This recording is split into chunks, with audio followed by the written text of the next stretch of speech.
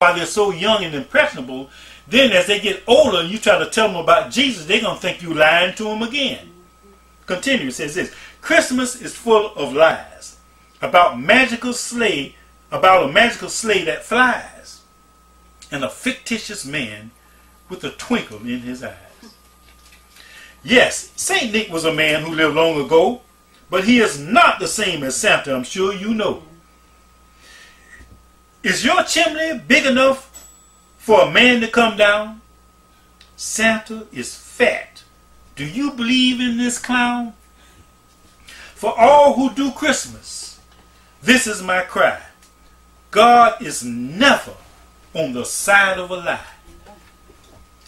We can pretty up the lie and make it sound pretty good, but a lie is a lie no matter how we say it, and it still is a lie no matter how we play it. Elves are more like demons that the children are taught about. Come time to learn about Jesus, and the children will have some doubt. Being lied to for so long, when the children get on their own, their minds will have been conditioned to reject the gospel mission. The world has led them from their youth. Now their children are being taught the opposite of truth. Some who reject Santa all the way insist on putting Jesus in Christmas Day. There is no reality between this day and the Lord. Trying to put him in is null and void. Take a good look without fooling yourself. The Holy Spirit wants to make this clear. Christmas is not the Lord's, my dear, and the birth of Jesus is nowhere near. The urge to compromise is very strong. Adding Jesus to Christmas, is wrong.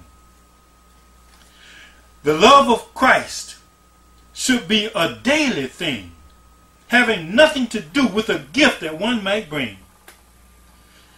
Christmas is worldly. Who can deny? God cannot be a part of a lie. And you know, as far as that gift is concerned, to show you how worldly it is, you let somebody give you a gift this Christmas season. You don't return their gift until you get scratched off of their list. You know it. After a while, you're going to get scratched off the list. They're going to give a gift to people who's going to give them a gift back again. Worldly. How much has Christmas changed in the past 100 years? Enough to break every angel down in tears. Maybe at one time Christ was the theme, but that has long passed. Now it's a money scheme. Notice I said maybe at one time that was the theme. I can't guarantee that. But if it was, that time is long past. It's a money scheme today in 2008. If the church pioneers saw Christmas today, they would have a change of what they once had to say. Today in the year 2003, which is the year I wrote it, how many gifts led to Christ? How many gifts lead to Christ that are under the tree? If you line all the gifts up on a shelf, how many are for Jesus himself? How can we give the gift to the Lord? How can we give the Lord a gift? When a neighbor needs a ride, give him a lift. What scriptures lead to the gifts we buy? When so many of them cause one to spiritually die? Think about some of the gifts that you've received, some of the gifts you've given out. They really don't lead anybody to Christ but cause spiritual death, if anything, right? Why wait until December to do what you should? Shouldn't you daily do your neighbor some good? I'm sorry, but it's not Christmas, so I can't do it today. Oh, it's the Christmas season. Oh, I'll help you now. I'm in the spirit of giving and helping. But the rest of the year, I'm sorry, I can't do anything. That's what the atmosphere shows. Needs don't have a season to appear. Christmas is pagan. That's plain old clear. God said, come out of the world and its ways. Christmas is clearly a Babylonian craze. God's missionaries are busy during this season, but the birth of Christ is still not the reason. the spirit of giving is in the air, and people do seem to have more care. The overspending spirit is heavy out there. You know, many people, they spend so much money during Christmas, they spend the rest of the year trying to come out of the debt that they created during Christmas season. And you know that that's true. You may have done it yourself. Think about that. That is plain foolishness, friends. Don't fall in that trap again. You go and max out your credit cards so you can look good with your friends. You gave them a good gift this year, and you spend the rest of the year trying to pay that debt off. That's bad stewardship. My. The truth can be told during this atmosphere, but attitudes are changed for another year. God is not happy with the lies that we do. He wants us to be totally true.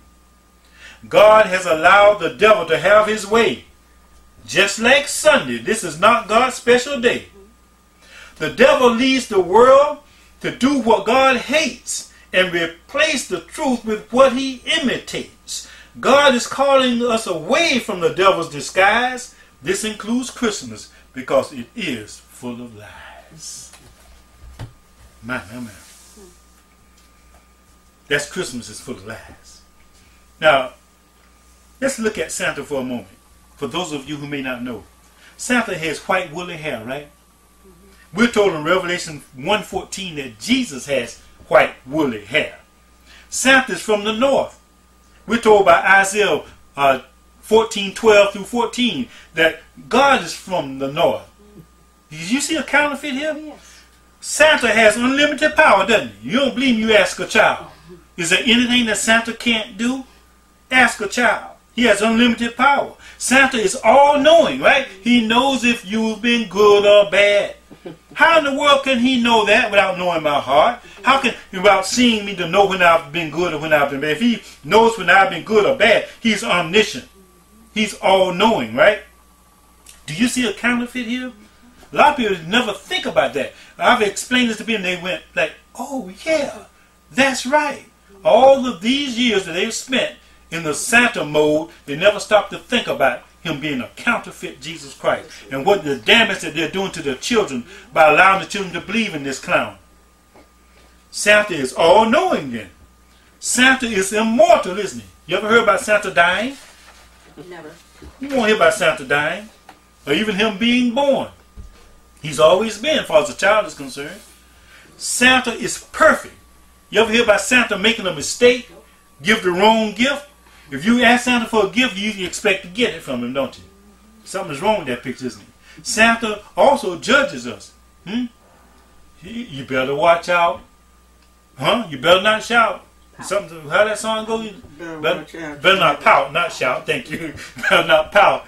But Santa's supposed to be all-knowing. He got to judge us too. Some other song about that. How'd that thing go? I can't remember now, but anyway, you think about some of the Christmas songs about Santa. You can think about where he actually is a judge. Matter of fact, if he's going to give us the gifts, see, something about the gifts giving. I can't remember now, but anyway, you probably can remember better than I can about that. But anyway, Santa is a judge. When you stop thinking about all of his attributes, you'll find that one of them would be judging us. And you probably thought about it already. Anyway, Santa causes the children to come unto him, doesn't he? They like to sit on his lap. Take pictures sitting on Santa's lap, not Jesus' lap.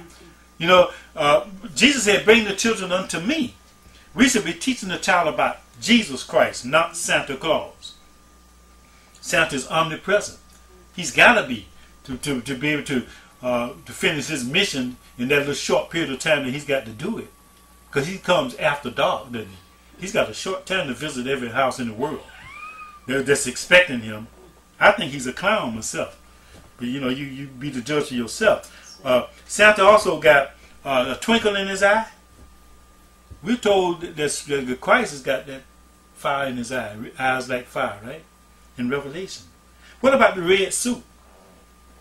We're told by the scriptures in Revelation 19:13, I believe it is, that tells us that Christ has a suit like a vesture dipped in blood. That makes it red, doesn't it? Why would Santa choose a red suit? He's mocking God is what he's doing.